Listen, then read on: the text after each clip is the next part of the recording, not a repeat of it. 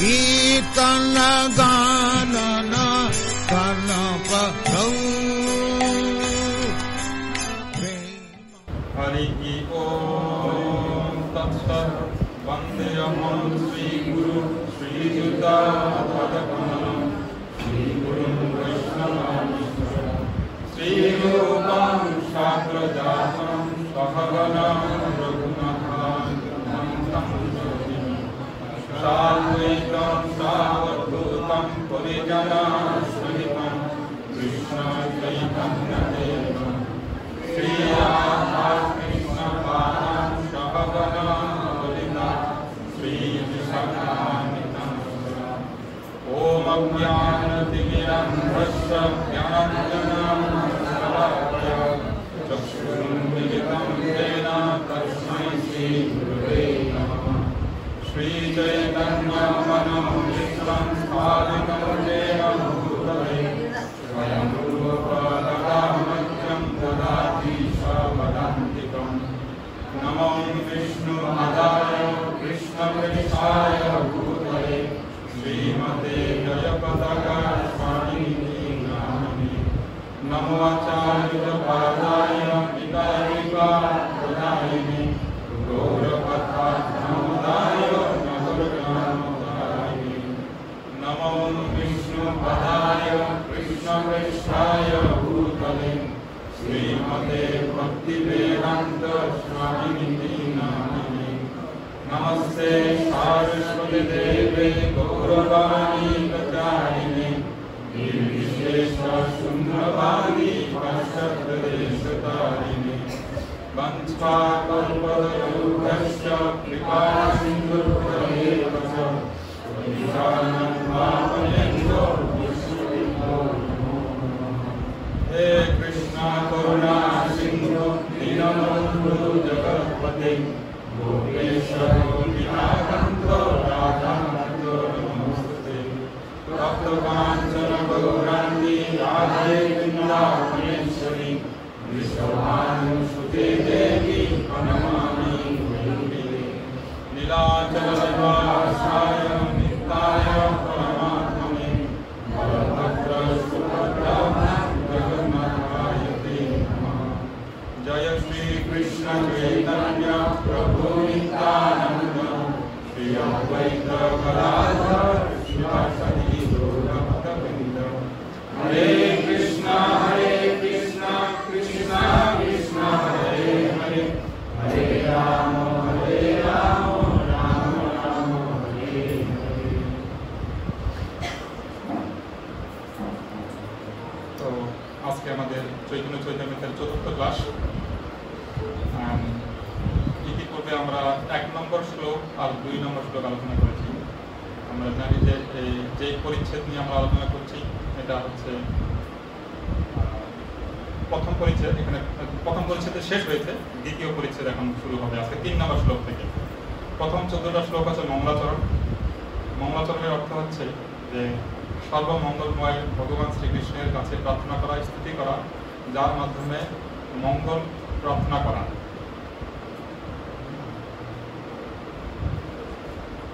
প্রথম 14টা শ্লোক আজকে আমি অনুরোধ করবো সবাই এখানে স্ক্রিনে আছে, আমরা পাঠ করব।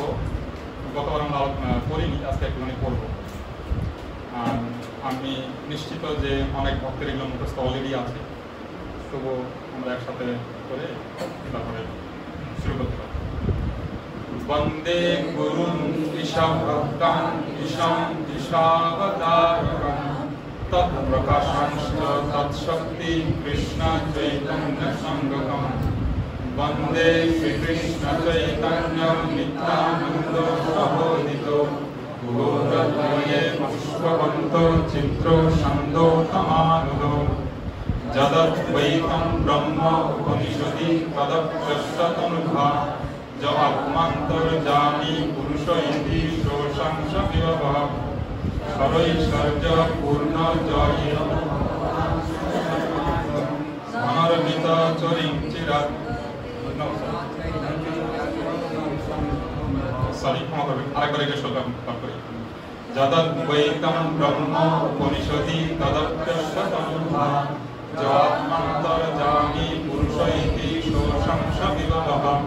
সরৈশ্বর্য পূর্ণ জয় ভগবান স্বয়ং ন চৈতন্য কৃষ্ণ জগতি পরতত্ত্বং পরমিহ অনর্বিত চরিঞ্চিরা করুণয়াবতীর্ণ কুলো সমর্পয়িতু উন্নত উজ্জ্বল সংসভক্তি শ্রিয়ং হরিঃ পুরট সুন্দর দুতি কদম্ব সন্দীপিতঃ সদা হৃদয় কন্দরে সুরভা শচীনন্দন রাধা কৃষ্ণ প্রণয় বিকৃতি লাদিনী শক্তিরস্মাদ একাত্মনাবপি বিপুরা দেবভেদং কতোতো চৈতন্যাখ্যং প্রকট মধুরা তদদ্বয়ং চৈক্যমাপ্তং রাধা ভাবদ্যুতি সুবলিতং নৌমি কৃষ্ণস্বরূপং শ্রীরাধায়া প্রণয় মহিমা বিদৃশো বানৈবা সাদ্য জেনাদ্ভুত মধুরিমা বিদৃশো বা মদীয়ঃ সৌখ্যং চাষা মদনুভবত বিদৃশং বেতি লোভা তদ্ভবত্য সমজনী শচী গর্ভ সিন্ধু হরিন্দু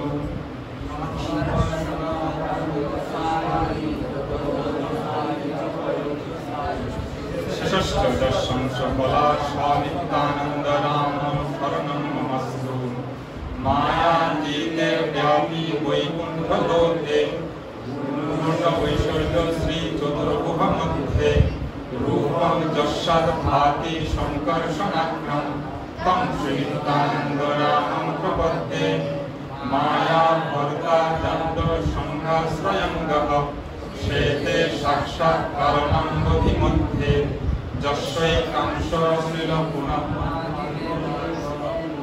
তং শ্রীনিত্যানন্দ রামং প্রপদ্যে যস্যাংশাংশ শ্রীল গর্ভদশায়ী জন্যাখাদ্যং লোকো সম্ভাতনাদং লোকো স্রষ্টু সুতিকা ধানু ধাতুস তং শ্রীনিত্যানন্দ রামং প্রপদ্যে যস্যাংশাংশ পরাত্মাখিলানাং গোষ্ঠা বিষ্ণুর্ভাতি দুগ্ধাব্দিশায়ী ধৌনি ভর্তা যৎপলা সৌভ্যানন্তস তং শ্রীনিত্যানন্দ রামং প্রপদ্যে মহাবিষ্ণু জগৎকর্তা মায়য়া চ সৃজৎতদঃ তস্যাবতার এবায়ম অদ্বৈতাচার্যমাশ্রয়ে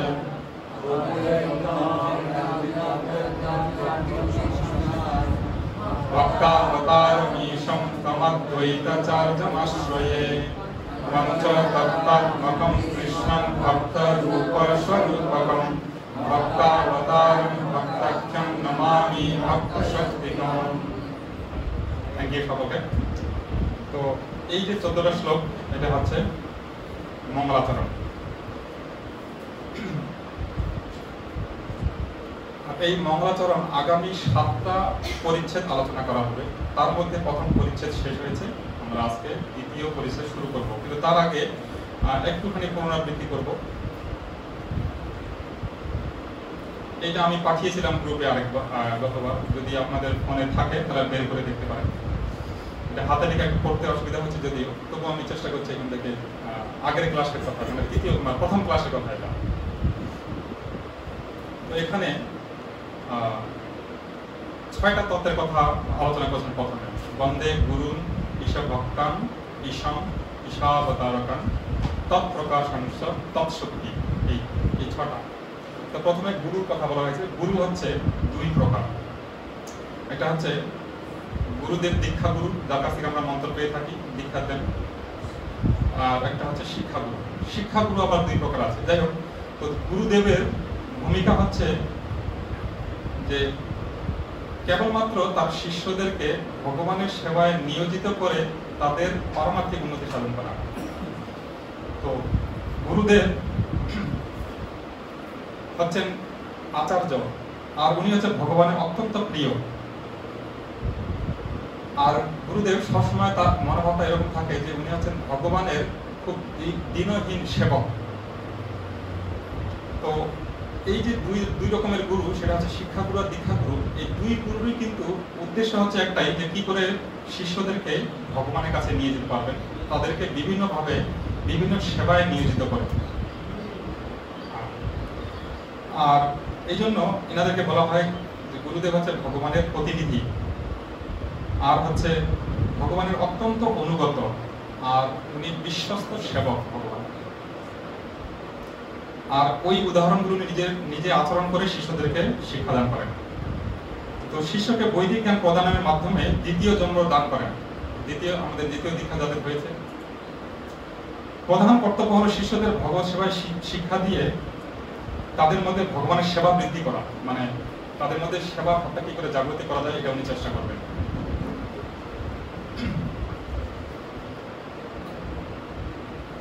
এই জন্য শিষ্যের কর্তব্য হচ্ছে মানে কৃতজ্ঞতা প্রকাশ করা গুরুদেবের কাছে বিভিন্ন ভাবে। আমাদের মধ্যে আমরা জানি যে গুরুদেবের ডাইরেক্ট সেবায় কিন্তু আমরা অনেকেই থাকতে পারি না, কিন্তু আমরা ইনডাইরেক্ট কিছু সেবা আছে যেগুলো আমরা করতে পারি।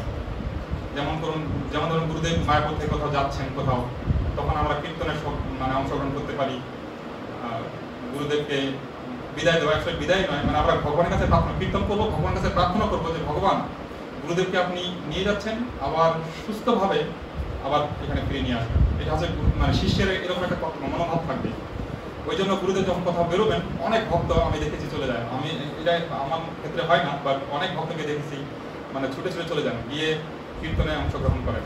তো এটাকে গুরুদেবের প্রতি একটা কৃতজ্ঞতা প্রকাশ করার আরো অনেক ধরনের ব্যাপার আছে, এগুলো আয়োজন করা। যেমন আমাদের এখন নামহট্টে ভক্তরা একত্রিত হচ্ছে প্রতি বৃহস্পতিবারে, সেখানে দেখছি অনেক ভক্ত ওখানে যান এবং গুরুদেবের মহিমা শ্রবণ করেন।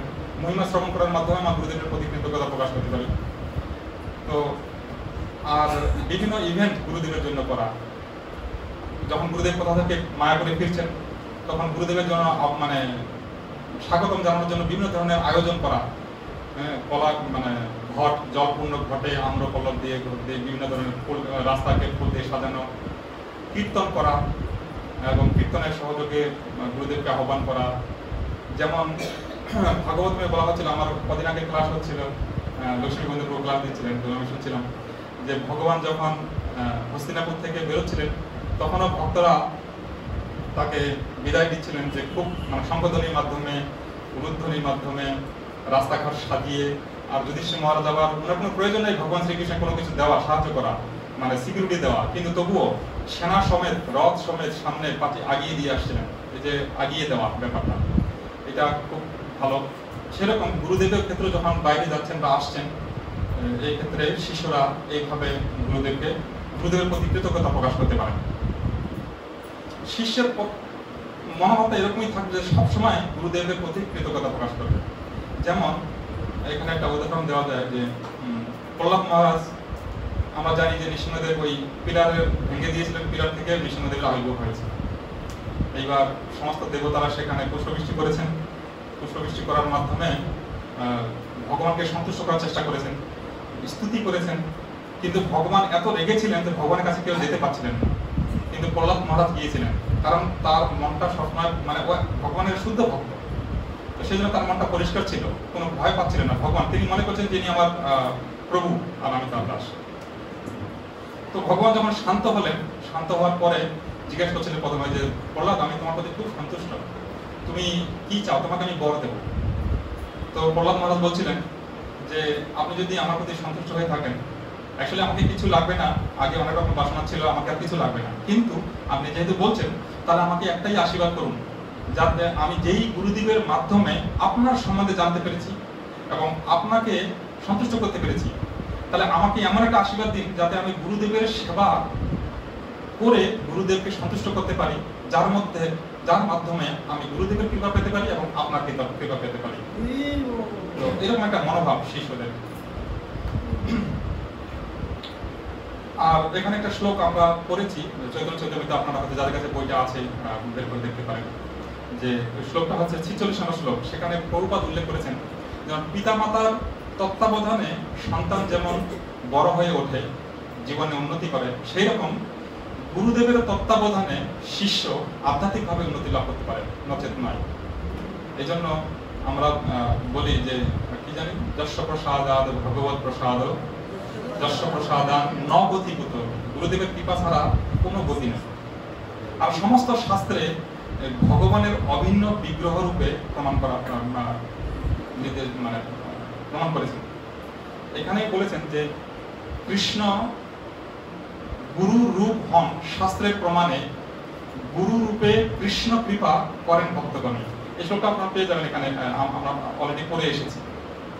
তো গুরুদেব যখন আপনাকে কৃপা করবেন, কৃষ্ণ যদি আপনাকে কৃপা করতে চায় ডাইরেক্ট কিন্তু করবেন না, গুরুদেবের মাধ্যমে করবেন। আমার আরেকটা কথা মনে পড়ছে, একবার একটা ক্লাস আমি শুনেছিলাম যে একবার গুরু নানক নাকি জগন্নাথ মন্দিরে গিয়েছিলেন। জগন্নাথ মন্দিরে গিয়ে জগন্নাথের সামনে গিয়েছেন, আর সামনে গিয়ে গুরুদেবের মহিমা কীর্তন করছেন। তখন পান্ডারা সব বলছে, আরে তুমি কি ব্যাপার, ভগবানের সামনে এসে ভগবানের মহিমা কীর্তন না করে গুরুদেবের মহিমা কীর্তন করছে কেন? তো উনি কিছু বলেননি, শুনছে সবাই বলছে, কিন্তু উনি গুরুদেবের মহিমা কীর্তন করেই যাচ্ছেন। তারপর শেষ করে বাইরে এসেছেন। বাইরে এসে গুরু নানকের যে শিষ্যরা আছে ওদের কাছে এসেছেন, মানে বাইরে মানে একদম বাইরে নয়, মন্দিরের ভেতরে আলাদা চত্বর আছে জগন্নাথ মন্দিরে। তো শিষ্যরা তখন আবার গুরুদেবের মহিমা মানে গুরু নানকের মহিমা কীর্তন করছেন। তখনও পান্ডারা এসে বলছে, আর কি ব্যাপার, আপনি ওখানে গেলেন, ওখানে গিয়ে আপনার গুরুদেবের মহিমা কীর্তন করেন, আবার এখন আপনার শিষ্যরা আপনার মহিমা কীর্তন করছে। তখন উনি ওই ব্যাপারটাকে বোঝানোর জন্য একটা অগ্নিকুণ্ড করেছেন ওখানে। তো ওখানে লাকড়ি দিতে হবে, জ্বলছে। তো পান্ডাদেরকে বলছে, আপনি এখানে হাত দিন। তো হাত তো দেওয়া যাবে না, হাত দিতে পারছে না, গরম না, কি করে পুড়ে যাবে। তখন ওই যে লাকড়ি আছে, একটা দিক জ্বলছে আর একটা দিক জ্বলছে না, মানে যেটা খালি আছে সেটা নিয়ে ধরে আগুন বেশ নাড়াতে পারছে। তাই উদাহরণ দিয়ে বোঝাতে চাইছেন যে অ্যাকচুয়ালি ভগবানকে আমরা পেতে পারি না, কেবলমাত্র গুরুদেবের মাধ্যমেই আমরা। যেমন একটা যেমন এটা এই পাশে আগুন জ্বলছে, এখানে আগুন জ্বলছে, তো আমি এখানে ধরলাম বলেই আগুনে আমি হাত দিতে পারবো, নাড়াচাড়া করতে পারবো, যা কিছু করতে পারবো, কিন্তু হাত দিয়ে কি করতে পারবো? ডাইরেক্ট করতে পারবো না, আগুন পুড়ে যাবে না। তো সেরকম গুরু, এই যে লাকড়িটা হচ্ছে গুরুদেব, গুরুদেব নিজে কষ্ট করে ভগবানের কৃপা আপনার পর্যন্ত পৌঁছে দিবেন, এটা হচ্ছে গুরুদেবের কর্তব্য। সেই জন্য এখানে প্রথমেই কৃষ্ণদাস কবিরাজ গোস্বামী মহারাজ গুরু মহিমা আর শ্লোকটা যেমন ভাবে লিখেছেন, বন্দে গুরুন, দুই রকম গুরুর কথা বলেছেন। তো যাই হোক, এটা গুরুদেবের কথা আমি হালকা করে বললাম।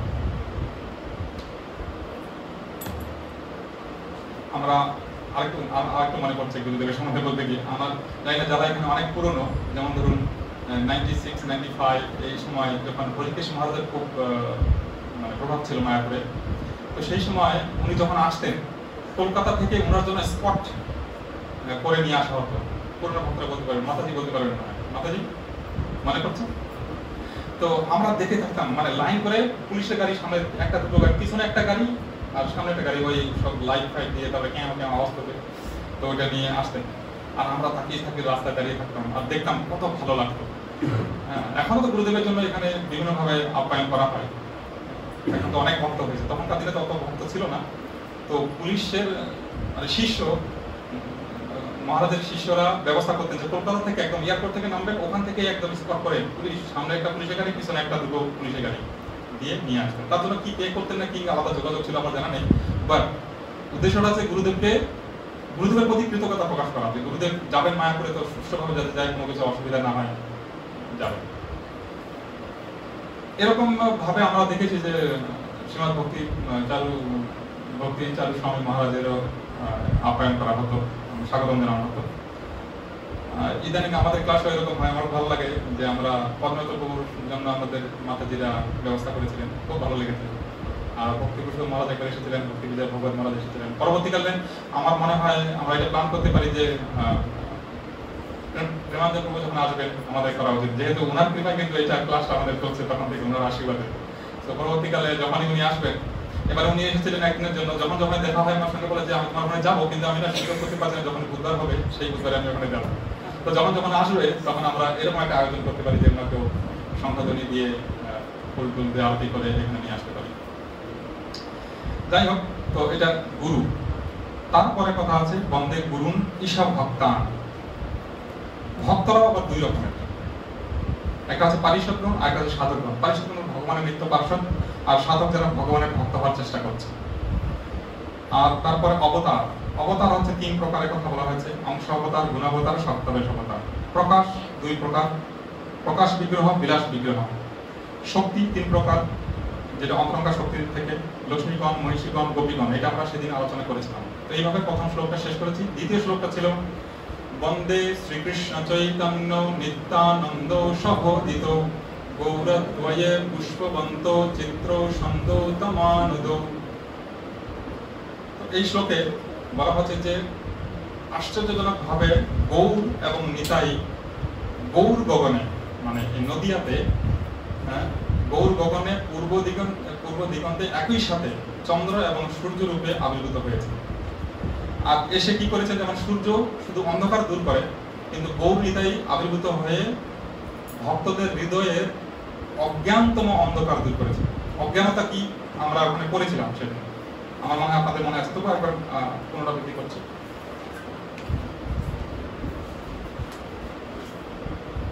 অজ্ঞানতাকে বলা হয়েছে 5 রকমের। 102 নম্বর শ্লোকের তাৎপর্য ছিল প্রভুপাদ ব্যাখ্যা করেছে। দেখেন 102 নম্বর শ্লোক, দেহকে নিজের স্বরূপ বলে মনে করা, এটা হচ্ছে অজ্ঞানতা। 2 নম্বর, জড় ইন্দ্রিয় সুখ ভোগকে আনন্দ লাভের উপায় বলে মনে করা। 3 নম্বর, জড় জাগতিক আসক্তি জনিত উৎকণ্ঠা। 4 নম্বর, শোক করা। 5 নম্বর, পরম তত্ত্বেরও অতীত কিছু আছে বলে মনে করা। তো এই 5টা হচ্ছে অজ্ঞানতা।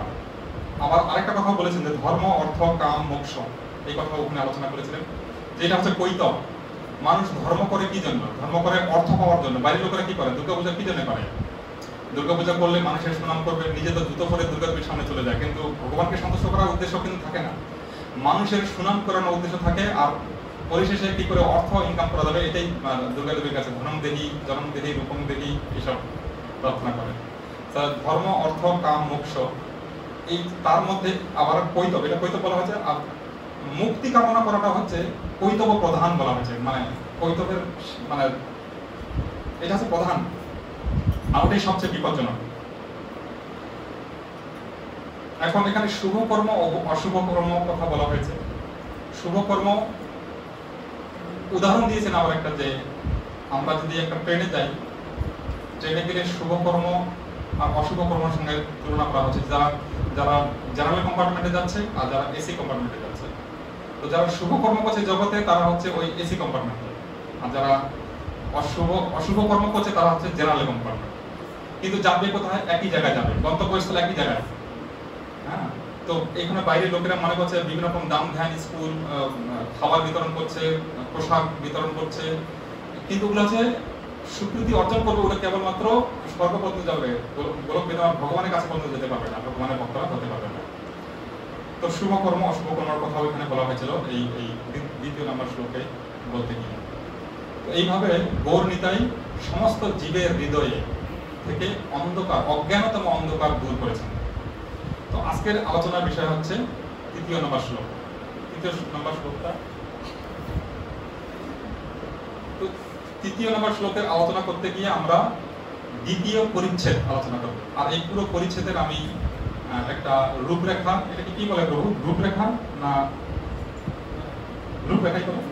পুরো অধ্যায়টার একটা রূপরেখা দিয়েছি। যদি আমরা পুরোটা শেষ না করতে পারি আজকে সময়ে, তো যতটা করবো, কিন্তু আমি একটা মোটামুটি আইডিয়া দিয়ে দিব যে কি এখানে আলোচনা করা হয়েছে। তো এখানে শ্লোক আছে 121টা। প্রথম 9টা শ্লোক আমরা এখন আলোচনা করব।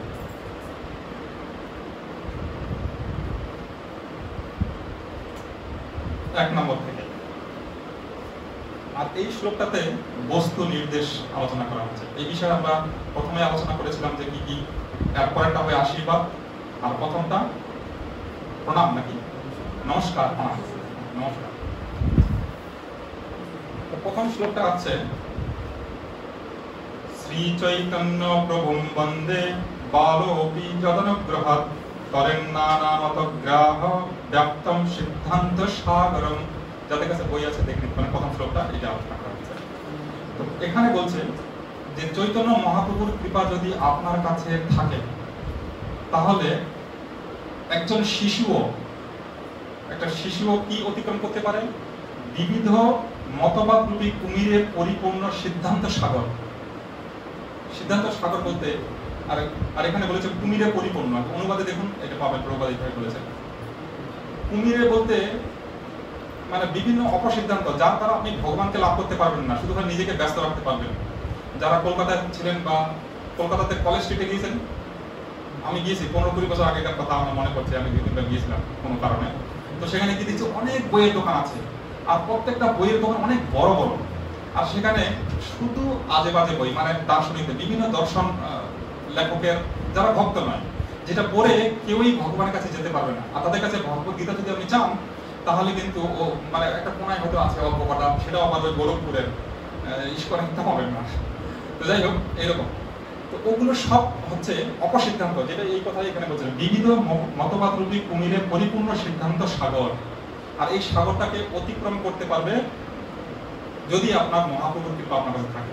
অ্যাকচুয়ালি এই শ্লোকের অর্থ বলতে শুরু করার আগে কৃষ্ণদাস কবিরাজ গোস্বামী মহারাজ চৈতন্য মহাপ্রভুকে প্রার্থনা করছেন এবং চৈতন্য মহাপ্রভুর মহিমা কীর্তন করছেন। এখন 2 নম্বর শ্লোকে চলুন। কৃষ্ণ কীর্তন গান নর্তন কলা পাথ জনিভ্রাজিতা সদ্ভক্তা বলি হংস চক্র মধুপ শ্রেণী বিহারাস্পদম কর্ণানন্দী কলধ্বনি নির্বহতু মে জিহ্বা মরু কাঙ্গনে শ্রী চৈতন্য দয়া নিধে তব রসদ লীলা সুধা স্বর্ধনী।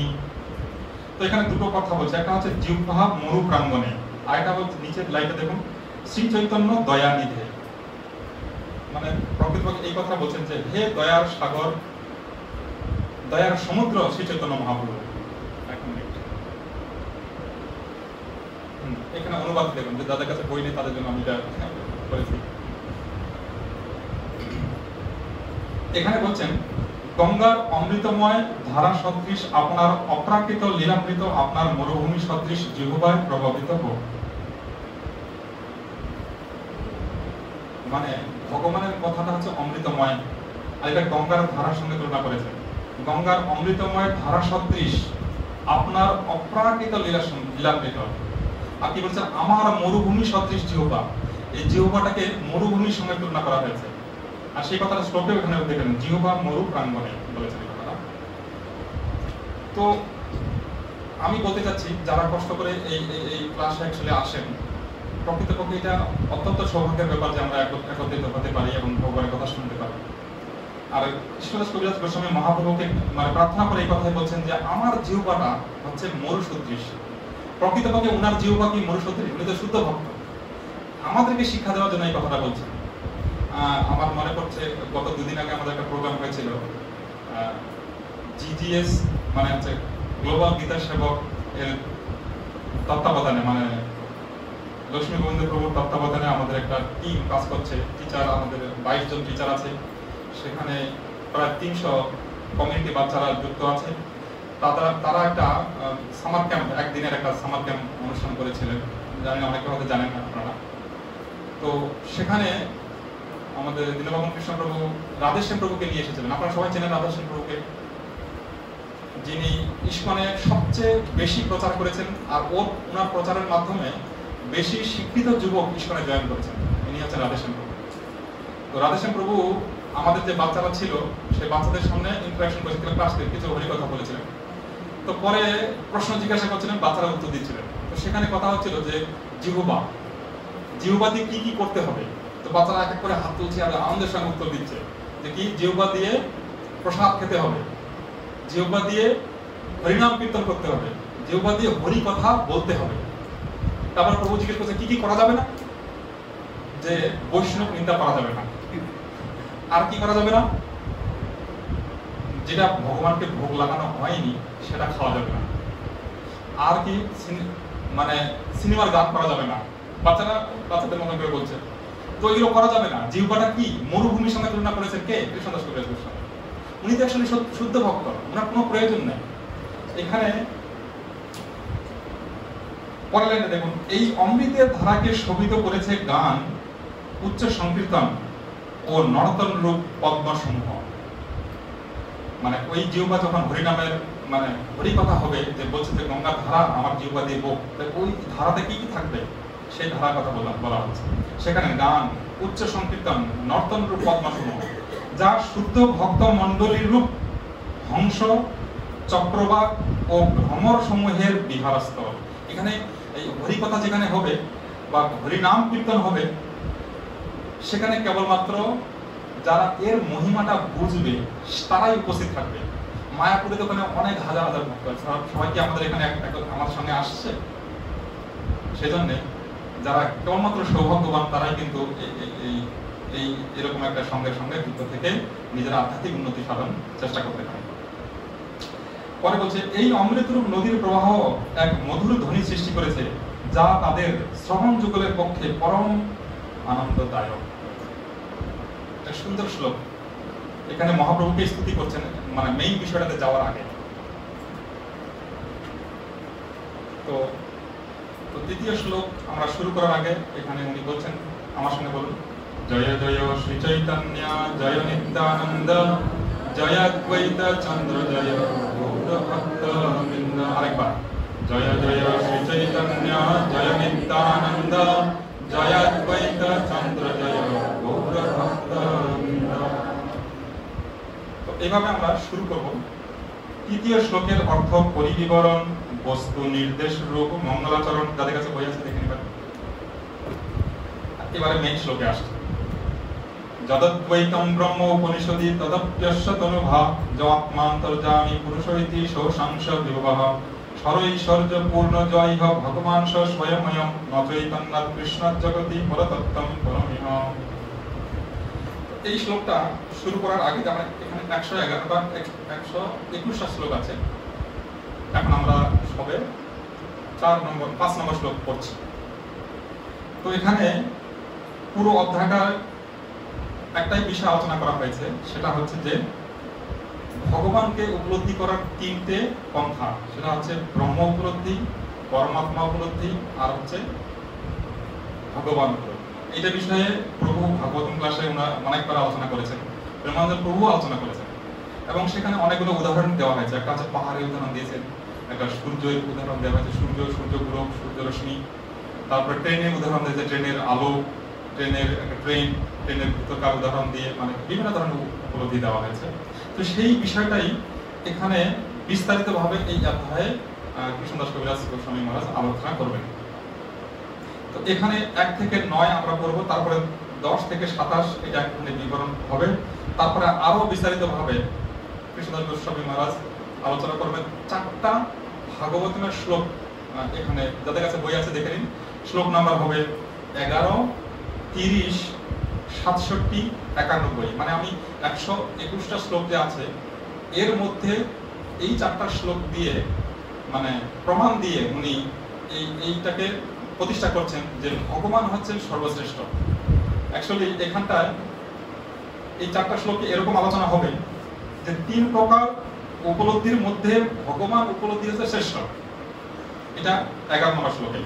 30 নম্বর শ্লোকে কৃষ্ণ নারায়ণ থেকেও শ্রেষ্ঠ। এটা আমরা এখানে পাবো, সহজভাবে সব আলোচনা করা হবে। আমি জাস্ট একটু এই অধ্যায়টার একটু সামারি দিচ্ছি। আর 67 নম্বর শ্লোকে বলা হচ্ছে যে সকল অবতারের উৎস হচ্ছে ভগবান শ্রীকৃষ্ণ। কারণ ভগবান শ্রীকৃষ্ণ থেকেই সমস্ত কিছু অবতার প্রকাশ পাচ্ছে, আর উৎস হচ্ছে ভগবান শ্রীকৃষ্ণ। আর 91 নম্বর শ্লোক, সৃষ্টির সবকিছুর, মানে যা কিছু সৃষ্টি আপনি দেখতে পাচ্ছেন, যেটা আমরা চোখে যা দেখতে পাচ্ছি বা যা হবে, যা হয়েছে, সবকিছুর আশ্রয় হচ্ছে ভগবান শ্রীকৃষ্ণ। এই 4টা শ্লোক নাম্বারটা যদি সার্কেল করতে চান করে নিতে পারেন, 11, 30, 67 আর 91।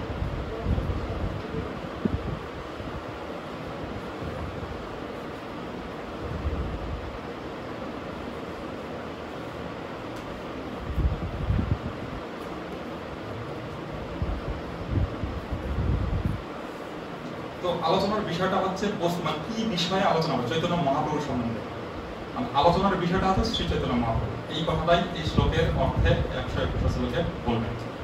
তো চলুন পড়তে শুরু করি। ব্রহ্ম আত্মা ভগবান অনুবাদ 3, অঙ্গ প্রভা অংশ স্বরূপ 3 বিধেয় চিন, অনুবাদ আগে পাছে বিধেয় স্থাপন, সেই অর্থ কহি শুন শাস্ত্র বিবরণ। স্বয়ং ভগবান কৃষ্ণ বিষ্ণু পরতত্ত্ব, পূর্ণ জ্ঞান পূর্ণানন্দ পরম মহত্ব। নন্দসুত বলি যারে ভাগবতে গাই, সেই কৃষ্ণ অবতীর্ণ চৈতন্য গোসাই। যাকে আমরা নন্দসুত বলে জানি, সেই তিনি এখন চৈতন্য মহাপ্রভু রূপে বর্তমানে আবির্ভূত হয়েছেন। প্রকাশ বিশেষে দেহ ধরে 3 নাম, ব্রহ্ম, পরমাত্মা আর স্বয়ং ভগবান। এখানে একটা ভাগবতের শ্লোক দিয়েছেন, वदन्ति तत्तत्त्वविदस्तत्यं जविज्ञानम् अन्वयं ब्रह्मेति परमात्मेति भगवानिति शब्दते। Thank you.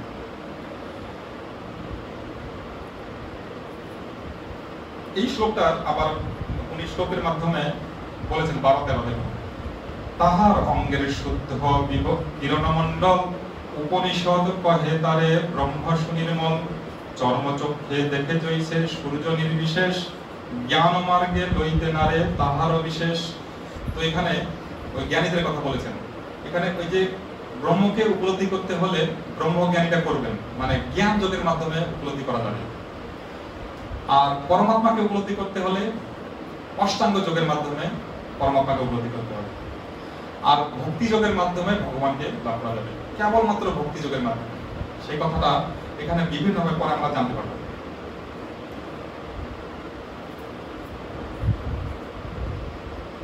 একটা ব্রহ্মসংহিতার শ্লোক এখানে উল্লেখ করেছেন।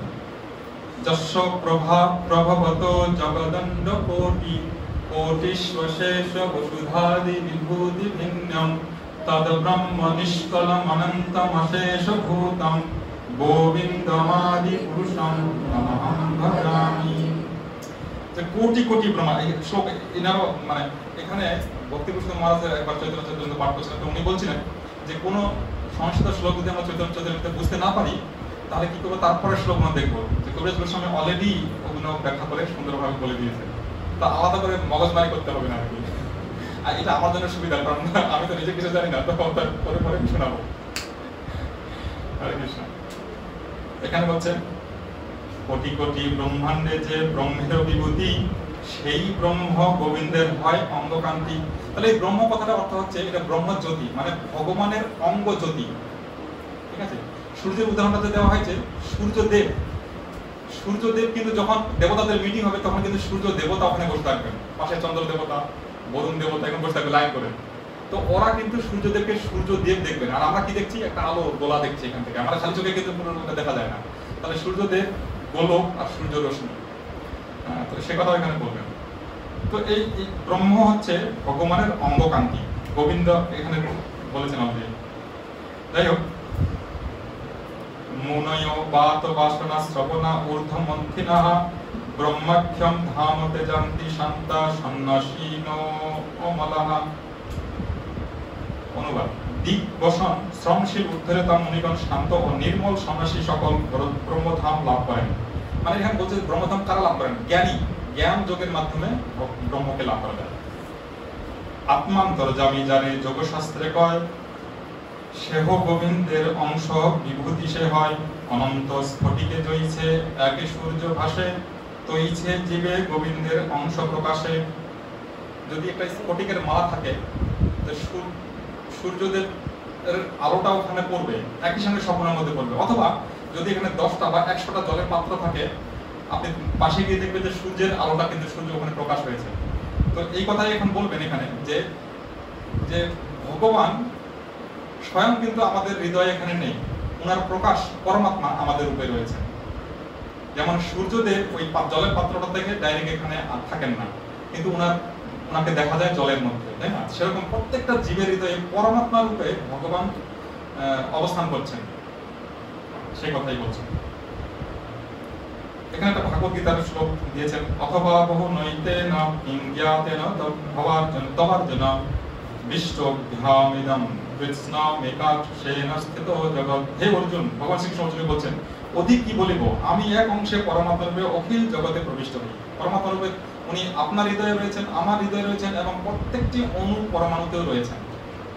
কখনো দেখা যায় ঘরের মধ্যে আপনি বসে আছেন আর সূর্যের আলো জানলা দিয়ে আপনার ঘরে প্রবেশ করেছে, ওটা আলোটাতে প্রবেশ করেছে, আলোটাতে দেখবেন অনেক ধুলোবালি দেখা যায়, ওটাকে গোনা যায়। সেরকম ভগবান নিজেকে অতগুলো রূপে প্রকাশ করতে পারে। এখানে একটা ভাগবত আরেকটা শ্লোক দিয়েছেন, তমি মমহম মজম শরীর ভাজম হৃদি হৃদি দৃষ্টি তমাত্মা কল্পিতানম প্রতিদৃশমিব নৈক ধার্কমেকম সমধিগতস্মি বিবুধ ভেদ মোহ। কৃষ্ণ কহিলেন, হে কৃষ্ণ, একই সূর্য যেমন যেরূপ প্রতি চক্ষুর বিষয়ভূত ভিন্ন ভিন্ন বস্তু বলিয়া বোধ হয়, তদ্রূপ তোমার এক অংশরূপ পরমাত্মা প্রতি দেহী হৃদয়ে অধিষ্ঠ হইয়া পৃথক পৃথক তত্ত্বরূপে অনুমিত হয়। কিন্তু যখন তাহারা তোমার আত্মকল্পিত হয়, অর্থাৎ তোমার দাস রূপে আপনাদিকে জানে, তখন আর সে ভেদমোহ থাকে না। এটা কঠিন ব্যাপার, এখানে ছোট বইটা থেকে পড়ছি তো কৃষ্ণদাস কবিরাজের গোস্বামীদের ব্যাখ্যাতে চলো। সেই তো গোবিন্দ সাক্ষাৎ চৈতন্য গোসাই, জীবন নিস্তারিতে হইছে দয়ালু আর নাই। এখন আবার বলছেন যে ওই ভগবানই চৈতন্য মহাপ্রভুরে আবির্ভূত হয়েছেন। আর এখানে কি করে বুঝবো, এখানে পড়লেন বলছে, পরব্রহ্মেতে বৈশে নারায়ণ রাম, সরৈশ্বর্য পূর্ণ লক্ষ্মীকান্ত ভগবান, বেদ ভাগবত উপনিষদ আগম, পূর্ণ তত্ত্ব যারে কহে নাহি তার সম। এখানে পাঁচটা কথা বলেছেন এই তিনটা শ্লোকে, দুটো শ্লোকে। সেটা হচ্ছে ভগবান পরব্রহ্মেতে থাকেন, আর তিনি হচ্ছেন সরৈশ্বর্যপূর্ণ, আর তিনি লক্ষ্মীকান্ত, আর তিনি পূর্ণ তত্ত্ব, আর বলছে নাহি যার সম, মানে ওনার সমানও কেউ হতে পারবে না। ঊর্ধ্বে তো দূরের কথা, ওনার সমানও কেউ হতে পারবে না। ঠিক আছে। ভক্তি যোগে ভক্ত পায় যাহার দর্শন, সূর্য যেন সবিগ্রহ দেখে দেবগণ। এক লোকে বললাম আমি যে দেবতাগণ যখন মিটিং এ বসবেন তখন সূর্যদেবকে সশরীরে দেখবেন। হ্যাঁ, সেরকম যারা ভগবানের শুদ্ধ ভক্তরা ভগবানকে সরাসরি দেখতে পারে। এরকম উদাহরণ দেওয়া হচ্ছে, সর্বস্বামীরা ভগবানের সঙ্গে কথা বলছিলেন বৃন্দাবনে, হ্যাঁ, বিগ্রহগণের সঙ্গে কথা বলছেন যে আমার খিদে পেয়েছে, তোমার খেতে দাও। আর রাধা দামোদর জীব গোস্বামীকে বলছেন সেজে গুজে জীব গোস্বামীর সামনে এসে জপ করছেন, ওনার সামনে এসছেন, মন্দিরে রেখে পূজা করে চলে এসেছেন, আর উনি সেজে গুজে বাসি টাসি নিয়ে ওর সামনে এসে, দেখো তো আমাকে কেমন লাগছে। রাধা দামোদর, যেখানে ছিল প্রভুপাদ থেকে আমাদের সমস্ত গ্রন্থ লিখেছেন বা সময় কাটিয়েছেন, ইস্কন প্ল্যান করেছেন রাধা দামোদর। তো এরকম ভক্তি যোগে ভক্ত পায় যাহার দর্শন, সেই কথা বলছে এখানে 25 নম্বর শ্লোক। জ্ঞান যোগ মার্গে তারে ভজে যেই সব ব্রহ্ম আত্ম রূপে তারে করে অনুভব, উপাসনা ভেদে জানি ঈশ্বর মহিমা, অতএব সূর্য তার দিয়ে তো উপমা। সেই নারায়ণ কৃষ্ণের স্বরূপ অভেদ, একই বিগ্রহ কিন্তু আকার বিভেদ। ইহত দিবস দেহ ধরে চারি হাত, ইহ বেনু ধরে দেহ চক্রাধিক সাত। কৃষ্ণ বাঁশি বাজান আর নারায়ণ চারটা হাত, শঙ্খ চক্র গদা পদ্ম। তো এখানে একই, কিন্তু বাইরের লোকেরা মনে করে যে নারায়ণটা চারটে হাত আছে আর কৃষ্ণের মাত্র দুটো হাত আছে, তাহলে মনে হচ্ছে নারায়ণ বোধহয় মানে উৎস আর কৃষ্ণ বোধহয় নারায়ণ থেকে এসেছে। আর তারা এটা নিয়ে তর্কও করে অনেক সময়। কিন্তু এখানে এই কথাটাকে মানে কঠিন ভাবে কৃষ্ণদাস গোস্বামী প্রতিষ্ঠা করবেন যে না, কৃষ্ণ হচ্ছে স্বয়ং, আর সেখান থেকে নারায়ণ এসেছে। আমি এটাও চাইলে পরে গ্রুপে দিতে পারি। দেখুন কিভাবে কৃষ্ণ থেকে প্রথম প্রকাশ হচ্ছে বলরাম থেকে প্রথম চতুর্ভুজ, তারপরে এখানে মূল সংকর্ষণ থেকে নারায়ণ থেকে দ্বিতীয় চতুর্ভুজ, আর দ্বিতীয় চতুর্ভুজের এটাকে বলা হয় মহাসংকর্ষণ থেকে কারণদোষায়ী বিষ্ণু, গর্ভদোষায়ী বিষ্ণু, ক্রিয়োদোষায়ী বিষ্ণু, আর ক্রিয়োদোষায়ী বিষ্ণু থেকে অনন্ত শেষ। যে কথা নিত্যানন্দের তত্ত্ব যখন প্রকাশ হবে সেখানে আমরা শ্লোকের মাধ্যমে জানতে পারবো পরে। এখন আমরা 5 নম্বর শ্লোক পড়ছি আজকে, এরপরে 6, 4, 5, 6 ভাবছি একসঙ্গে করে দিয়ে শেষ করে দেবো নাকি, অনেক সময় চলে গেছে। যাই হোক, এখানে এই কথাটাকে পরিষ্কার মানে আরো মজবুত করার জন্য কৃষ্ণদাস কবিরাজ গোস্বামী মহারাজ আরেকটা ভাগবতের শ্লোক দিয়েছেন, যেটা আমি বলেছিলাম 30 নম্বর। নারায়ণস্তম নহি সর্বদেহিনা আত্মা আত্মাশা অখিল লোক সাক্ষী, নারায়ণঙ্গং নরভুজলায়না তচ্চাপি সত্যম ন তবৈব মায়া।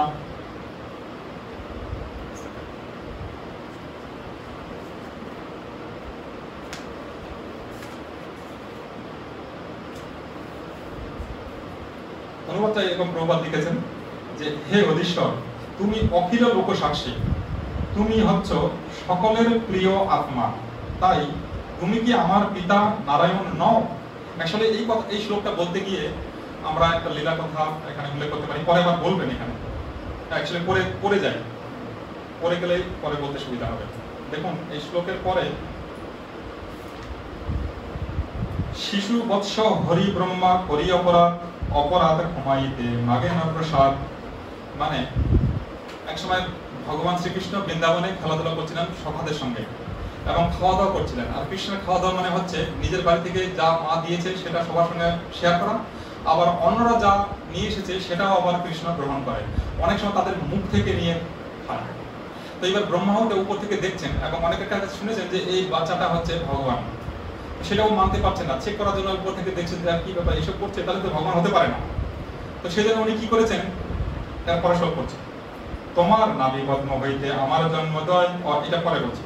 তো উনি কি করেছেন, ওইটা যখন দেখে বিশ্বাস করতে পারছেন না যে এ ভগবান হতে পারে, তখন কি করেছেন, আমার মনে হচ্ছে যে উনি এরকম করেছেন, মানে উপর থেকে দেখছেন ওই সমস্ত কিছু, মানে গোবৎস, মানে কৃষ্ণের তো 9 লক্ষ গাভী ছিল না, নন্দ মহারাজের 9 লক্ষ গাভী, তার সঙ্গে গোবৎস, তারপরে সখা সবাই ছিলেন, তো সবাইকে একসাথে উঠিয়ে নিয়েছেন, নিয়ে তাকিয়ে দেখছেন যে কি করছে।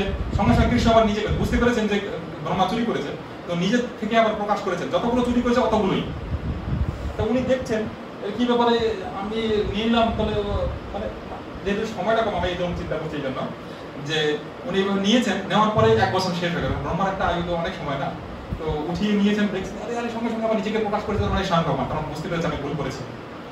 তো ভুল করে আবার নিয়ে এসে দিয়েছেন, ফেরত দিয়েছেন যখন, তখন দেখছেন যে যা ভগবান শ্রীকৃষ্ণ যে নিজেকে প্রকাশ করেছিলেন, ওরা চতুর্ভুজ রূপ ধরে সবাই ভগবান কৃষ্ণ, ওই যে 6 বছরের বালকটি রয়েছে তার মধ্যে প্রবেশ করছে। তো ব্রহ্মা দেখে তাজ্জব হয়ে গেছে, তখন নিজে বুঝতে পারছে আমি বিশাল অপরাধ করে ফেলেছি, এবার গিয়ে ক্ষমা চাই, এই জন্য ক্ষমা চাইছে এখানে। দেখুন তোমার নাভি পদ্ম হইতে আমার জন্মোদয়, তুমি পিতা মাতা আমি তোমারও তো নয়। এবার ক্ষমা চাইছে না, আমি তুমি তোমার পিতা মাতার মতো আর আমি তোমার পুত্র মতো, তুমি ক্ষমা করে দাও। পিতা মাতা বালকের নালয় অপরাধ ক্ষমা মরে করহ প্রসাদ, আমাকে কৃপা করো। কৃষ্ণ বলছে, এবার নাটক করছে কৃষ্ণ। কৃষ্ণ কহেন ব্রহ্মা তোমার পিতা নারায়ণ, আমি গোপ তুমি কইছে আমার নন্দন, তুমি আমার কি করে পুত্র হতে পারো, তোমার পিতা তো নারায়ণ। এখানে মানে কৃষ্ণ একটুখানি মানে খেলা করছে আর কি, তোমার পিতা তো। তখন ব্রহ্মা এই ব্যাপারটা নিয়ে ভালো করে বোঝাচ্ছেন যে না, অ্যাকচুয়ালি নারায়ণে তোমার কাছ থেকে অসংখ্য নারায়ণ প্রকাশ পাচ্ছে, আর আমি যে আমার প্রভু যে নারায়ণ তিনিও তোমারই প্রকাশ, এই কথাটাই প্রকাশ ব্যাখ্যা করছে। প্রাকৃত সৃষ্টে যত জীবগণ, আরেকটা বাদ। ব্রহ্মা বলেন তুমি কিনা হও নারায়ণ, তুমি নারায়ণ শোনো তাহার কারণ। এবার তাহার কারণ ব্রহ্মা নিজে ব্যাখ্যা করছে কি করে, যে তুমি নারায়ণ। প্রাকৃত সৃষ্টে যত জীবরূপ, তাহার যে আত্মা তুমি মূল স্বরূপ। পৃথিবী জৈছে ঘটক ফুলের কারণ আশ্রয়, জীবের নিদান তুমি সর্বাশ্রয়। নার শব্দে কহে সর্বজীবের নিচয়, অয়ন শব্দেতে কহে তাহার আশ্রয়। দর্শক নম্বর 36।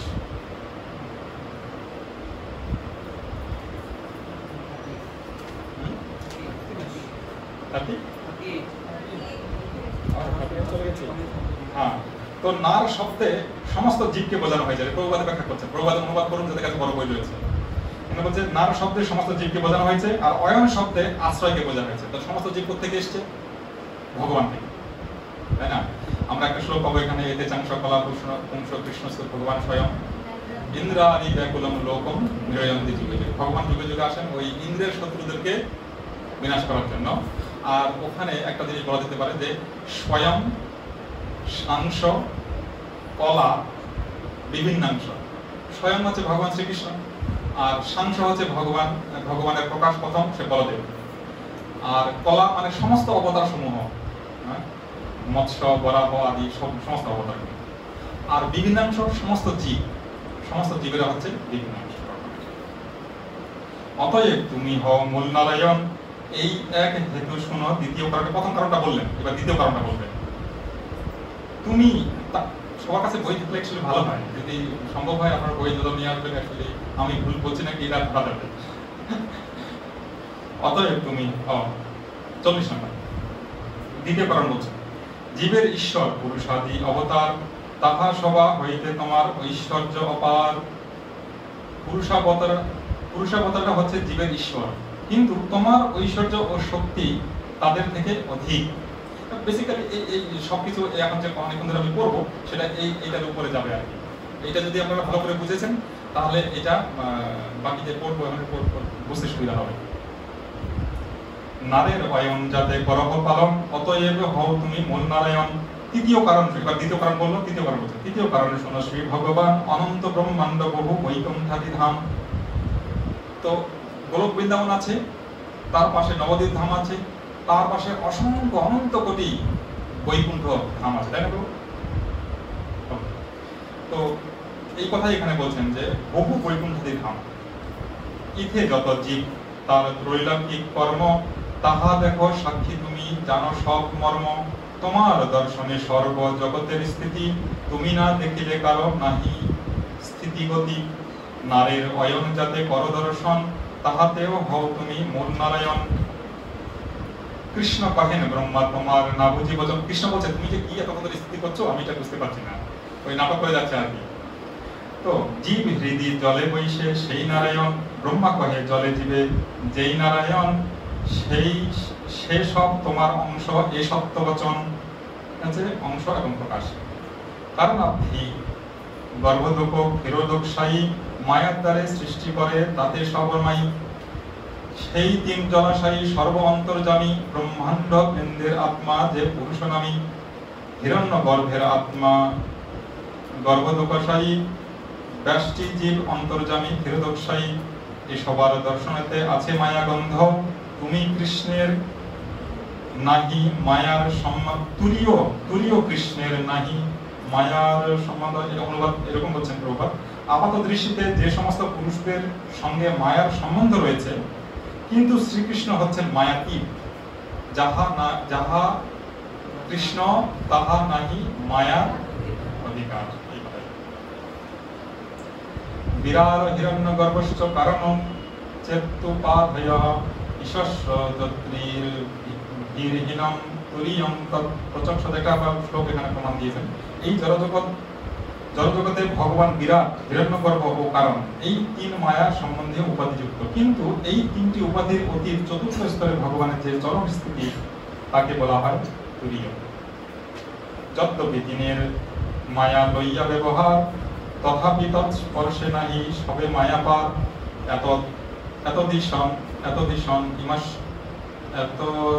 এতদিশনমিশ্বস্য প্রকৃতিস্থপি তদ্গুণৈ, ন যুজ্যতে সদাত্মস্থৈর্যথা বুদ্ধিস্তদাশ্রয়াঃ। জড় প্রকৃতিতে অবস্থিত হওয়া সত্ত্বেও প্রকৃতির গুণের বশীভূত না হওয়াই হচ্ছে ভগবানের ঐশ্বর্য। ভগবানের মধ্যে বিশেষ এটাই গুণ, উনি সবকিছু করবেন কিন্তু এই মায়ার সঙ্গে, মায়া থেকে দূরে রাখবেন নিজেকে। তেমনই যারা যার দ্বারা শরণাগত হয়ে তাদের বুদ্ধিকে তার উপর নিবদ্ধ করেন, তারাও কখনো প্রকৃতির গুণের দ্বারা প্রভাবিত হয় না। সেই তিন জনের তুমি পরম আশ্রয়, তুমি মূল নারায়ণ, ইথে কি সংশয়। এখন কিন্তু এটা মানে ব্রহ্মা ভগবানকে সন্তুষ্ট করার চেষ্টা করছেন, ক্ষমা চাইতে গিয়ে এই কথাগুলো বলছেন। সেই দিনের অংশী পরম ব্রহ্ম নারায়ণ, দেহ তোমার বিলাস তুমি মূল নারায়ণ। অতএব ব্রহ্মলোকে পরম ব্রহ্ম নারায়ণ, দেহ কৃষ্ণের বিলাস। এই তত্ত্ব বিবরণ, এই শ্লোক তত্ত্ব সকল ভগবত সার, পরিভাষা রূপে ইহার সর্বত্রাধিকার। ব্রহ্ম আত্মা ভগবান কৃষ্ণের বিহার, এ অর্থ না জানি মূর্খ অর্থ করে আর। তো ব্রহ্ম পরমাত্মা ভগবান এই সবই যে শ্রীকৃষ্ণের প্রকাশ, সেই সম্বন্ধে যথাযথভাবে অবগত না হয়ে পণ্ডিত অভিমানী মূঢ় ব্যক্তিরা নানা রকম জল্পনা কল্পনা করে। তখন এটা শ্লোক হচ্ছে 7 নম্বর পর্যন্ত আমরা পড়লাম।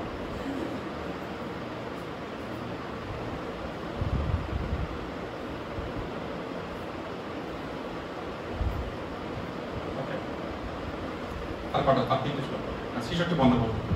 অবতারী নারায়ণ কৃষ্ণ অবতার দেহ চতুর্ভুজ ইহ মনুষ্যকার, এই মতে নানা রূপ করে পূর্বপক্ষ, তাহারে নির্জিতে ভাগবত পদ্যদক্ষ, বদন্তি তত্ত্ববিদস্তত্ত্বং যজ্ঞানমদ্বয়ং ব্রহ্মেতি পরমাত্মেতি ভগবানেতি শব্দতে।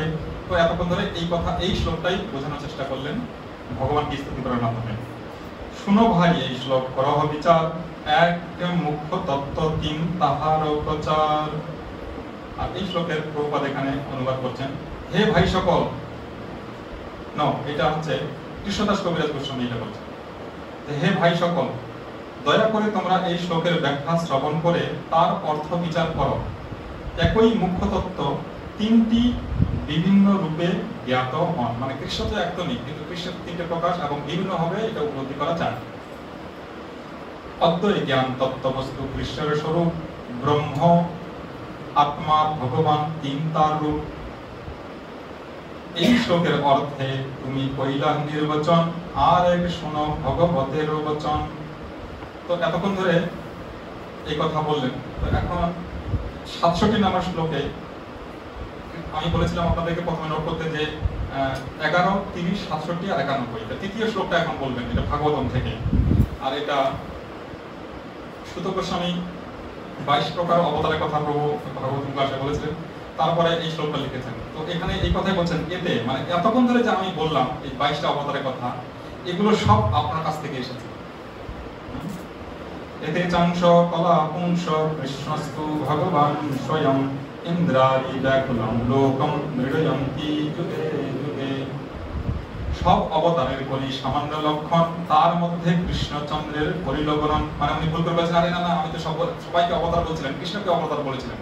তারপর বলছে না, এই তো অবতার বলে ভুল হয়েছে, তখন এই কথা বলছেন যে তার মধ্যে কৃষ্ণচন্দ্রের পরিলগ্নন, এটা ভুল হয়ে গেছে। তবে সুত গোস্বামী মনে পায়া বড় ভয়, যার যে লক্ষণ তাহা করিল নিশ্চয়। অবতার সব পুরুষের কলা অংশ, স্বয়ং ভগবান কৃষ্ণর সর্ব অবতংশ। আমি একটুকে বললাম যে স্বয়ং সাংস কলা বিভিন্ন অংশ, সেই কথাটা বিস্তারিত এখানে।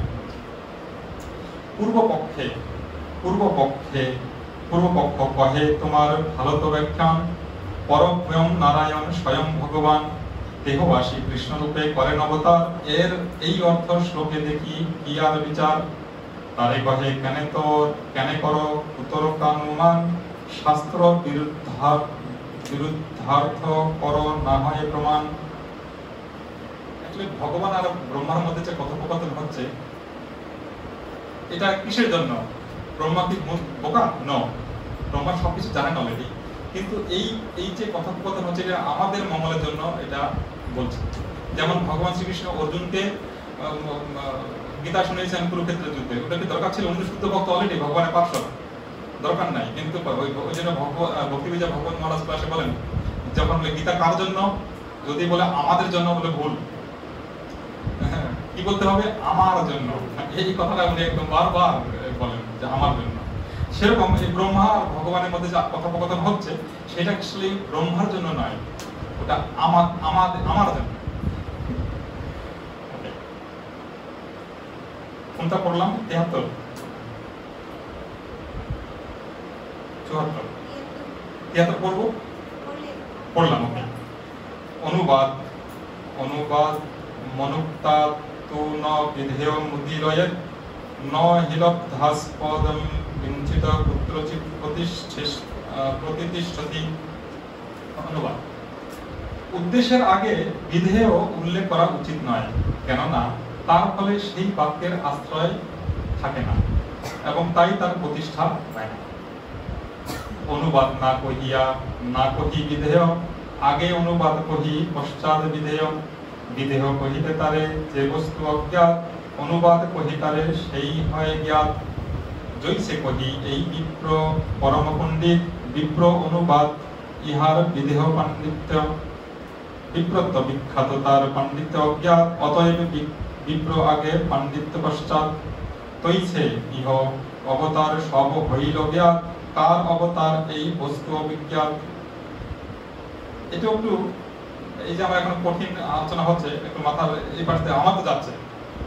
তো সেই জন্য ওই যে এখানে যে আমরা রূপরেখা দিয়েছি, এই রূপরেখাটা একটুখানি যদি আপনারা মিলিয়ে নেন আর যদি একটু পড়েন তাহলে আপনাদের বুঝতে খুব সুবিধা হবে। তো এটা আমার গ্রুপে দেওয়া আছে, রূপরেখা গ্রুপে দেওয়া আছে, তো দয়া করে এটা একটুখানি দেখে নেবেন, তাহলে সুবিধা হবে আপনাদের।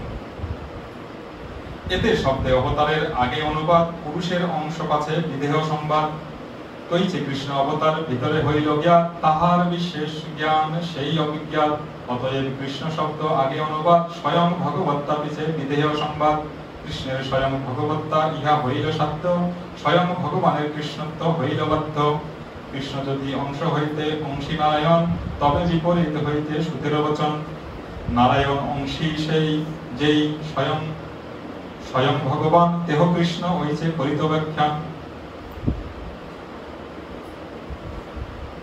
ভ্রম প্রমাদ বিপ্রলিপ্সা করোনা পাঠক, আর্য বিজ্ঞ বাক্যে নাহি দোষ এইসব, বিজ্ঞদের মানে বিজ্ঞদের বাক্যে এরকম দোষ থাকে না, বিশেষ করে শুদ্ধ ভক্তদের ক্ষেত্রে।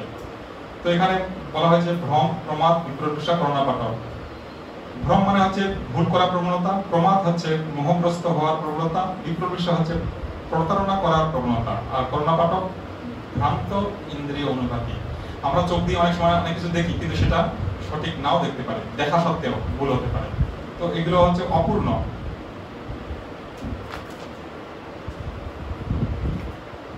যেমন রজ্জুতে আমরা অন্য কিছু সর্বভ্রম করতে পারি, এখানে উদাহরণ দিয়ে বলেছেন। আরেকটা উদাহরণ দিয়েছেন, কান দূরবর্তী কোনো শব্দ শ্রবণ করতে পারে না, কিন্তু পরমেশ্বর ভগবান তার অংশ প্রকাশ এবং তার নিত্যমুক্ত ভক্তেরা যেহেতু চিন্ময় অধিষ্ঠিত, তাই তারা এই ধরনের ত্রুটি ও ভ্রান্তির দ্বারা বিভ্রান্ত হন না। এটা অনুবাদ তাৎপর্য শ্লোকে অনুবাদ করেছেন। 87 বিরুদ্ধার্থ কহ তুমি কহিতে কর দোষ, তোমার অর্থে অবিকৃষ্ট বিধেয়াংশ দোষ, যার ভগবত্তা হইতে অন্যের ভগবত্তা, স্বয়ং ভগবান শব্দের তাহাতেই সত্তা, দ্বীপ হইতে জইছে বহু দ্বীপের জ্বলন, মূল এক দ্বীপ তাহা করিয়ে গণন। মানে একটা দ্বীপ থেকে 1000 দ্বীপ আপনি জ্বালাতে পারবেন, কিন্তু দ্বীপ একই রকম থাকবে। তো এই কথাটাই উদাহরণ দিয়ে ব্রহ্মা ভগবানের সামনে বলছেন যে দ্বীপ হইতে জইছে বহু দ্বীপের জ্বলন, মূল এক দ্বীপ তাহা করিয়ে গণন, তৈছে সব অবতারের কৃষ্ণ সে কারণ। আর এক শ্লোক শুনো উপাখ্যা খণ্ডন, তার আরেকটা শ্লোক শোনাবে। অত্র স্বর্গ বিসর্গশ্চ স্থানম পোষণমূর্তয়, মন্মন্তরে শানু কথা নিরোধা মুক্তিরাশ্রয়, দশমস্য বিশুদ্ধার্থম নবানামিহ লক্ষণম, বর্ণয়ন্তি মহাত্মানঃ শ্রুতেনার্থেন চাঞ্চসা। তো এখানে এই সম্বন্ধে প্রভু অলরেডি ক্লাসে 2-3টে আলোচনা হয়েছে। এই যে 10টা বিষয় সম্বন্ধে ভাগবতে আমরা আলোচনা পাই, তার মধ্যে 9টা বিষয় সম্বন্ধে প্রথম 9টা স্কন্ধে আলোচনা করা হয়েছে। ভাগবতমের 12টা স্কন্ধ, তার মধ্যে প্রথম 9টা স্কন্ধে এই 9টা বিষয়ে 10টা বিষয়ের মধ্যে 9টা বিষয় আলোচনা করা হয়েছে। আর 10ম স্কন্ধেতে গিয়ে এই 10ম বিষয়টা হচ্ছে ভগবান আশ্রয়। তো সেটা আমি প্রথমেই বলেছিলাম যে সৃষ্টির সবকিছুর আশ্রয় হচ্ছে ভগবান শ্রীকৃষ্ণ, আশ্রয়। তো এটাও আপনারা বইয়ে পরে দেখে নিতে পারেন, অনেক বড় ব্যাখ্যা রয়েছে, তো এখানে আমি যাচ্ছি না। আশ্রয় জানিতে কহি এ নব পদার্থ, এ নবের উৎপত্তি হেতু সেই আশ্রয়ার্থ, কৃষ্ণ এক সর্বাশ্রয়, কৃষ্ণ সর্বধাম, কৃষ্ণের শরীর সর্ব বিশ্বের বিশ্রাম, সমস্ত বিশ্ব সমস্ত ধাম কৃষ্ণের মধ্যে বিশ্রাম করতেছে। দশমে দশমম লক্ষ্যমাশ্রিতাশ্রয় বিগ্রহম, শ্রীকৃষ্ণাখ্যম পরম ধাম জগৎ ধাম নমামি তৎ। অনুবাদ, শ্রীমদ্ ভাগবতের 10ম স্কন্ধে 10ম তত্ত্বের বর্ণনা করা হয়েছে, যেটা আমি বললাম। এই 10ম তত্ত্ব হচ্ছে সমস্ত আশ্রিতগণের আশ্রয় বিগ্রহ স্বরূপ পরমেশ্বর ভগবান, তার নাম শ্রীকৃষ্ণ এবং তিনি সমস্ত জগতের পরম ধাম। আমি তার উদ্দেশ্যে আমার সশ্রদ্ধ প্রণতি নিবেদন করি। শ্রীকৃষ্ণের স্বরূপ আর শক্তিত্রয় জ্ঞান, যার হয় তার নাহি কৃষ্ণেতে অজ্ঞান। যদি এই বিষয়গুলো ভালো করে, কৃষ্ণের মানে কৃষ্ণের 3টে শক্তি আছে, কি আছে? অন্তরঙ্গা শক্তি, বহিরঙ্গা শক্তি, তটস্থ শক্তি। আর কৃষ্ণের এই সৃষ্টি সম্বন্ধে এটা যদি ভালো করে জানা যায় তাহলে অজ্ঞান থাকবে না। আর যদি জেনে যান তাহলে কি হবে, জন্ম কর্ম চমে দিব্যম এবং ব্যক্তি তত্ত্বতঃ তেক্কাদেহম পুনর্জন্ম নৈকি মামেতি, তাহলে আপনি ভগবান ধামে চলে যাবেন। আর এটা সাধারণ কথা, এতগুলো বই প্রভুপাদ দিয়েছেন, এর মধ্যে জানা যায়। যাই হোক, কৃষ্ণের স্বরূপের হয় সরবিধ বিলাস, প্রাভব বিলাস রূপে বিবিধ প্রকাশ। ভগবান আবার নিজেকে কি করে প্রকাশ করেন সেটা আবার বলছেন। অনুবাদে প্রভুপাদ বলছেন, কৃষ্ণ নিজেকে 6 ভাবে বিস্তার করে আনন্দ উপভোগ করেন। কি কি 6টা? এই 6টা এখানে বলবেন। অংশ শব্দাবেশ রূপে দ্বিবিধাবতার, বাল্য পৌগণ্ড ধর্ম 2 প্রকার। তাহলে অংশাবতার, শব্দাবেশ অবতার, বাল্য আর পৌগণ্ড। এখানে আচ্ছা আগে যাই। কিশোর স্বরূপ কৃষ্ণ স্বয়ং অবতারী, ক্রীড়া করে এই 6 রূপে বিশ্ব ভরি। এই 6 রূপে বিশ্ব ভরে লীলাবিলাস করেন। এই 6 রূপে হয় অনন্ত বিভেদ, অনন্ত রূপে এক রূপ নাহি কিছু ভেদ। তাহলে এই 6টা প্রভুপাদ তাৎপর্য এখানে বলেছেন। 6টা কি কি? আচ্ছা, প্রাভব, বৈভব, সপ্তাবেশ অবতার, অংশাবেশ অবতার, বাল্য, পৌগণ্ড। এই 6টা ওখানে আপনার অনুবাদে আছে, অথবা নোট করে নিতে পারেন। এই 6 প্রকার ভগবান নিজেকে প্রকাশিত করেন। জীব শক্তি তটস্থাক্ষ, নাহি তার অন্ত, মুখ্য 3 শক্তি তার বিভেদ অনন্ত। এমত স্বরূপগণ তার 3 শক্তি, সবার আশ্রয় কৃষ্ণ, কৃষ্ণের সবার স্থিতি। যদ্যপি ব্রহ্মাণ্ডগণের পুরুষ আশ্রয়, সেই পুরুষাদি সবার কৃষ্ণ মূলাশ্রয়। আবার ঘুরে ফিরে এইখানে যাচ্ছে, এই জায়গায় ব্যাখ্যা এই থাকি যায়। স্বয়ং ভগবান কৃষ্ণ, কৃষ্ণ সর্বাশ্রয়, পরম ঈশ্বর কৃষ্ণ সর্বশাস্ত্রে কয়। আরেকটা উদাহরণ দিচ্ছে ব্রহ্মার স্থিতি থেকে। ঈশ্বর পরম কৃষ্ণ সচ্চিদানন্দ বিগ্রহ, অনাদিরাদি গোবিন্দ সর্বকারণ কারণ। এসব সিদ্ধান্ত তুমি জানো ভালো মতে। যারা যারা আমরা মনে করছি যে এত কিছু না জানলেও হবে, অল্প অল্প জানলে হবে, না, ওটা এখানে প্রশ্রয় দেননি। আমরা চুপচাপ থাকতে পারি না, এটা জানতে হবে। এখানে বলছেন দেখুন যে এসব সিদ্ধান্ত তুমি জানো ভালো মতে, তবু পূর্ব পক্ষ করো আমা চালাইতে।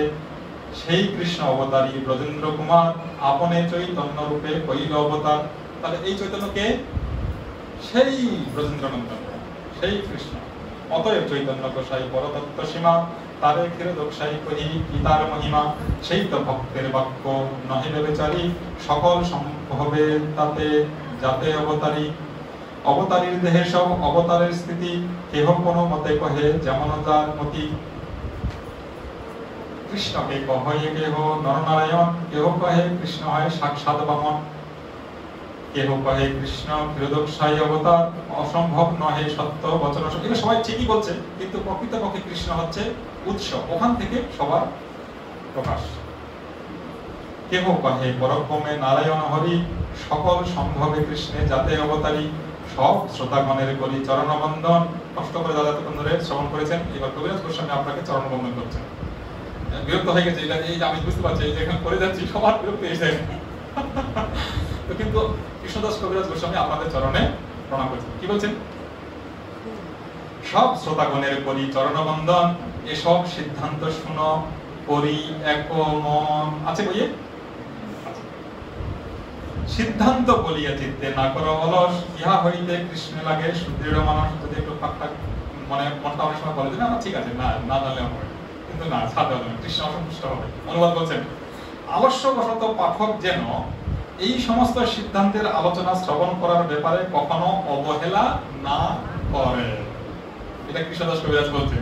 এটা প্রভুপাদ অনুবাদ করেছেন, কিন্তু কৃষ্ণদাস কবিরাজ গোস্বামী এই শ্লোকটা বলেছেন যে ইহা হইতে কৃষ্ণ লাগে সুদৃঢ় মানস। এই সমস্ত আলোচনার মাধ্যমে মন সুদৃঢ়ভাবে কৃষ্ণের প্রতি অনুরক্ত হয়ে ওঠে। তাহলে আমরা শুনবো কেন? যাতে আমার মনটা কৃষ্ণের প্রতি অনুরক্ত হয়। এইটা হচ্ছে কারণ। এই কষ্ট করে শুনছি এই কারণে।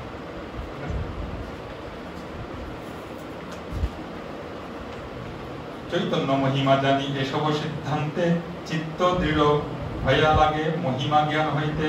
শ্রী চৈতন্য মহাপ্রভুর মহিমা কহিবার তরে, কৃষ্ণের মহিমা কহি করিয়া বিস্তারে। চৈতন্য গোসাইর এই তত্ত্ব নিরূপণ, স্বয়ং ভগবান কৃষ্ণ ব্রজেন্দ্রনন্দন। শ্রীরূপ রঘুনাথ পদে যার আস, চৈতন্য চরিতামৃত কহে কৃষ্ণদাস।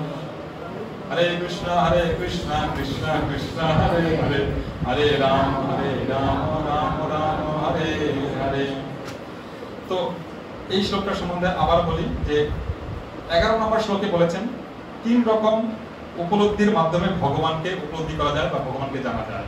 সেটা জানেন, ব্রহ্ম, পরমাত্মা, ভগবান। আর 30 নম্বর শ্লোকে বলছেন যে কৃষ্ণ নারায়ণ থেকেও শ্রেষ্ঠ, এটা প্রতিষ্ঠা করেছেন ব্রহ্মার উদাহরণ দিয়ে। 67 নম্বর শ্লোকে সকল অবতারের উৎস হলো ভগবান শ্রীকৃষ্ণ, সেটা আমি এটা চান সকল আপনাকে বললাম। আর 91 নম্বর শ্লোকে যে 10টা বিষয় সম্বন্ধে শ্রীমদ্ ভাগবত আলোচনা করা হয়েছে, তার মধ্যে প্রথম 9টা হচ্ছে 9টা অধ্যায়, 9টা স্কন্ধে আলোচনা করা হয়েছে। আর 10ম স্কন্ধে গিয়ে আশ্রয় সম্বন্ধে, সর্বাশ্রয় হচ্ছে ভগবান শ্রীকৃষ্ণ, এটা প্রতিপন্ন হয়েছে। তো আবার বলি যে সিদ্ধান্ত বলিয়া চিত্তে না করা অলস, ইহা হইতে কৃষ্ণ লাগে সুদৃঢ় মানস। উদ্দেশ্যটা হচ্ছে কৃষ্ণকে আমরা সন্তুষ্ট করতে চাই, কৃষ্ণের সেবা করতে চাই, কৃষ্ণের সেবায় যুক্ত হতে চাই, এটা হচ্ছে কারণ। তো যদি কোনো প্রশ্ন থাকে দয়া করে, আমি পারবো না হয়তো, আমি প্রভুরা এখানে আছি। প্রভু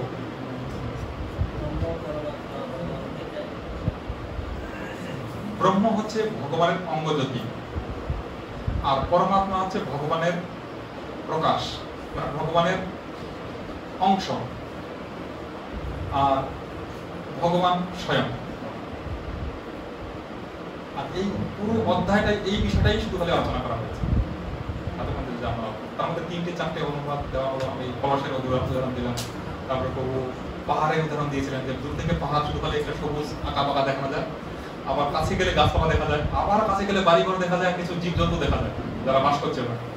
তো এটা কোনটা ভালো উপলব্ধি? পাহাড় সম্বন্ধে যদি আপনাকে জিজ্ঞাসা করা পাহাড় কেমন, পাহাড় কি, তাহলে যে তৃতীয়টা একদম কাছে গিয়ে ভেতরে ঢুকে থেকে এসে সে বলতে পারবে যে পাহাড়টা কি। তো সেরকম ট্রেনের উদাহরণ দিয়েছেন প্রভু বাবা, তার সূর্যের উদাহরণ দিয়েছেন যে সূর্য ব্যক্তি, আর সূর্য গোলক, আর সূর্যের রশ্মি, ব্রহ্ম, পরমাত্মা, ভগবান। আর এই পরমাত্মা হচ্ছে ভগবান, পরমাত্মা নিচে থেরোদক সাহেব বেশি পরমাত্মা বলেছেন আমাদের। আমাদের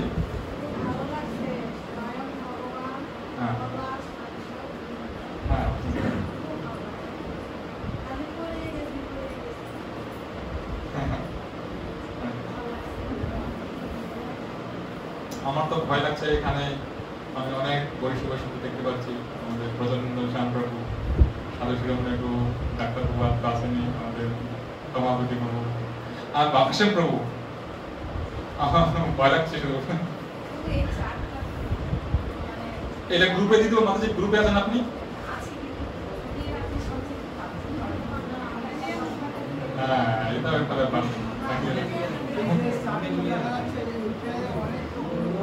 হ্যাঁ, এটাকে যদি আপনি ভালো করে বুঝতে পারেন তাহলে বাকি জিনিসগুলো বুঝতে খুব সহজ হবে, খুব সহজ হবে। এই জন্য আমি গ্রুপে দিচ্ছি, যারা যারা গ্রুপে যুক্ত নেই দয়া করে নাম্বারটা দিবেন, পাঠাবেন, আমাকে ফোন করতে পারেন বা প্রভুকে ফোন করতে পারেন, বা এখনই আমাকে নাম্বার দিলে আমি অ্যাড করে দিতে পারি, তাহলে এই ছবিটা আপনি ওখানে পাবেন। আর সত্যি কথা বলতে পুরো ভাগবত গীতা ভাগবতম যদি বুঝতে হয় এই সূত্রটাকে না জানলে বাকি কিছুই বোঝা যাবে না, কিছু বোঝা যাবে না, খালি উপরে উপরে শুনবো। আর যখন আপনি এইটা ভালো করে বুঝবেন তখন কিন্তু ওই কোনো বাবা কোনো ঠাকুর আপনাকে কিন্তু মোহিত করতে পারবে না। হ্যাঁ, এইগুলো জানে না বলেই সাধারণ মানুষেরা ভক্তদেরকে ভেঙিয়ে নিয়ে চলে যায়, বা তখন তারা অবস্থা থেকে চলে যায়, ভগবানের প্রতি বিশ্বাস হারিয়ে ফেলে। ওই জন্য তত্ত্ব জানতে বলেছেন কৃষ্ণদাস কবিরাজ গোস্বামী, বারবার এই কথাটা বলেছেন যে তত্ত্ব আমাদের জানতে হবে।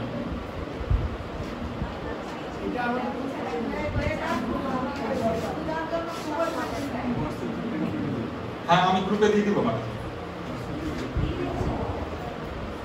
তো তাহলে এখানে শেষ করছি আজকের ক্লাস। এইখানে রহিল গ্রন্থ অমৃত লহরী, বদন ভরিয়া সবই সমবেত গৌর ভক্তবৃন্দ কি জয়, শিলা প্রভুপাদ কি জয়, চৈতন্য চরিতামৃত কি জয়। আমরা সবে মাত্র 3য় শ্লোকে পড়ছি, এখনো 14খানা শ্লোকের মধ্যে 3টে হয়ে যায়, আরো 11টা শ্লোক আছে। আর প্রথম 6টা শ্লোক হচ্ছে চৈতন্য তত্ত্ব আলোচনা হচ্ছে, আর পরের 5টা নিত্যানন্দ তত্ত্ব আলোচনা হবে, আর তারপরে 2টো অদ্বৈত তত্ত্ব আলোচনা হবে, তারপরে পঞ্চতত্ত্ব একসাথে আলোচনা করা হবে। এইভাবে প্রথম 7টা অধ্যায় শেষ হবে। তারপরে আমরা লীলার মধ্যে ঢুকবো। লীলা হলে তখন আর ওই বড় বড় হাই করছি আমরা, এটা আর হবে না, তখন সবাই ভালো লাগবে, তখন ভালো লাগবে। এখন এটা তত্ত্ব কথা তো একটুখানি বোরিং লাগছে। যাই হোক, ধৈর্য ধরে আমরা যদি পড়ি ভালো লাগবে।